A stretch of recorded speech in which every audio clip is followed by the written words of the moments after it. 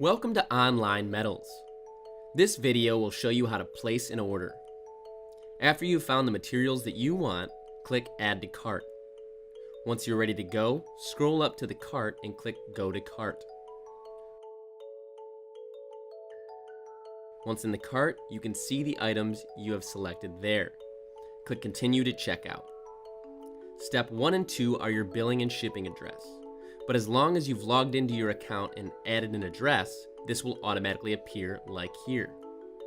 Once you reach step 3, you select shipping methods. If the material is in stock at the closest location, then will call will appear as a shipping method. If you don't see that, it means the material is not in stock at the warehouse closest to you.